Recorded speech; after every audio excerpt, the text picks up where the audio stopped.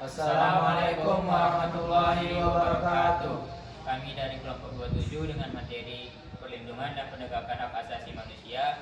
Di sini saya Yusuf Fathia Al-Ghifari dengan NIM 2524054. Dan saya Ahmad Noval dengan NIM 2524046. Dan saya Wilman Wibisana dengan NIM 2524038. Untuk materi yang pertama akan dijelaskan oleh Wilman.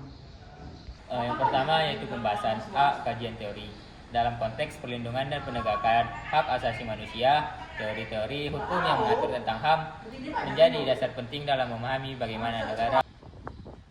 Dalam pasal 28J ayat 2 Undang-Undang Dasar 1945 yang menyatakan bahwa setiap orang dalam menjalankan hak dan kebebasannya harus menghormati hak dan kebebasan orang lain serta memenuhi aturan yang adil sesuai dengan pertimbangan moral, nilai-nilai agama, keamanan, dan kondusif bagi perlindungan HAM, di mana semua pemangku kepentingan baik pemerintah, masyarakat maupun lembaga swadaya masyarakat bekerja sama untuk memastikan bahwa hak asasi manusia tidak hanya menjadi jargon, tetapi benar-benar dihormati dan dilindungi dalam praktek sehari-hari.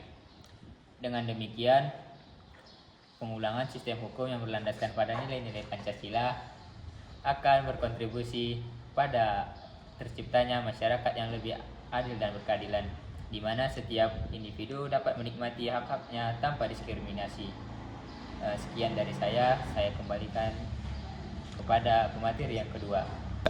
Baiklah, di sini saya akan menunjukkan materi yang kedua, yaitu pembahasan permasalahan yang dibahas. Perlindungan dan penegakan hak asasi manusia di Indonesia masih menghadapi berbagai tantangan, baik dari sisi hukum maupun implementasi dari lapangan. Meskipun Indonesia telah memiliki berbagai instrumen hukum yang mengatur perlindungan HAM, penerapannya di lapangan sering terlambat oleh sejumlah faktor. Salah satunya yaitu tantangan utama adalah kurangnya kesadaran hukum di masyarakat, yang mengakibatkan banyak individu tidak mengetahui hak-hak mereka atau cara untuk melindunginya.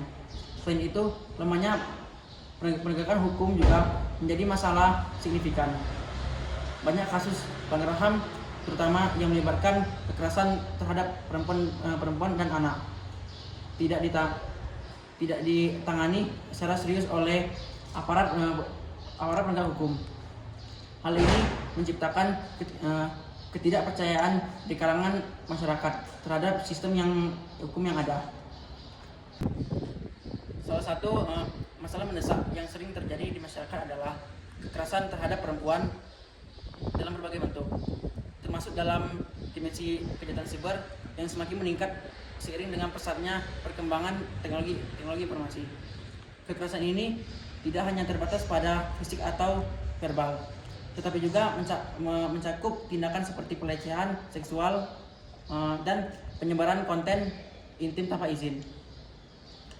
Dalam era digital, perempuan seringkali menjadi sasaran empuk bagi pelaku kejahatan siber yang memanfaatkan anomalitas dan kemudian akses di dunia maya untuk melakukan tindakan yang merugikan. Selain itu, kekerasan siber ini seringkali terjadi dalam konteks ketidaksetaraan gender yang lebih luas, dimanapun perempuan masih menghadapi stigma dan diskriminasi yang membuat mereka enggan untuk melapor atau mencari suatu keadilan. Selain itu, pelanggaran HAM yang terjadi dalam konteks kekerasan seksual yang seringkali tidak mendapat perhatian serius dalam proses hukum juga menjadi isu utama yang harus dihadapi pemerintah Indonesia.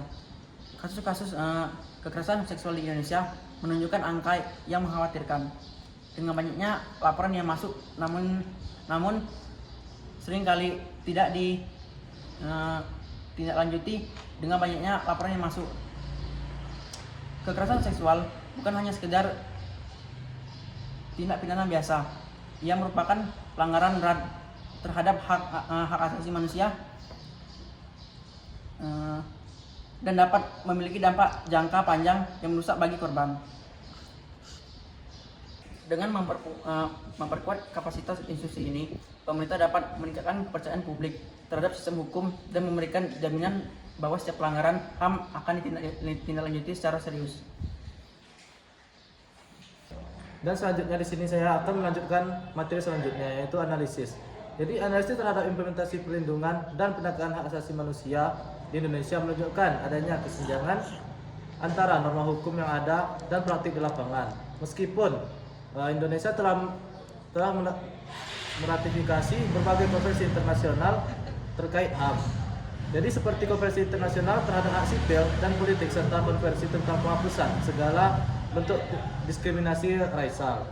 Penerapan hak tersebut ditingkatkan domestik masih menghadapi berbagai kendala. Salah satunya kendala utama adalah sistem hukum yang belum sepenuhnya responsif terhadap kebutuhan masyarakat.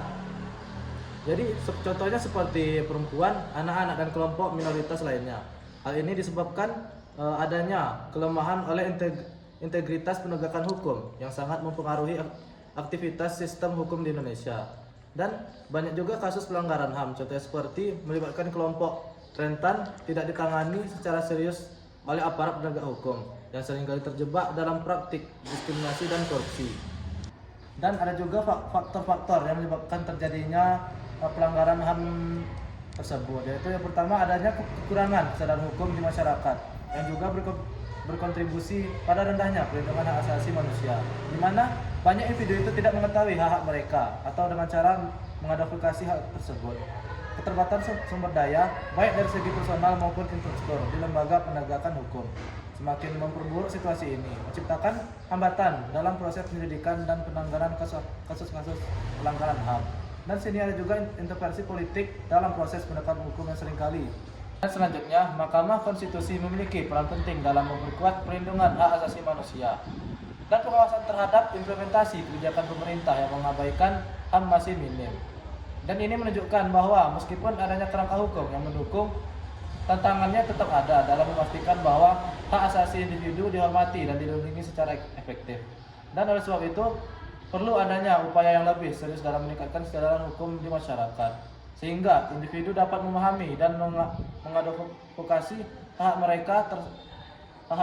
Kesadaran hukum yang tinggi akan menciptakan masyarakat yang lebih peka terhadap pelanggaran HAM dan mendorong partisipasi aktif dalam proses penegakan hukum.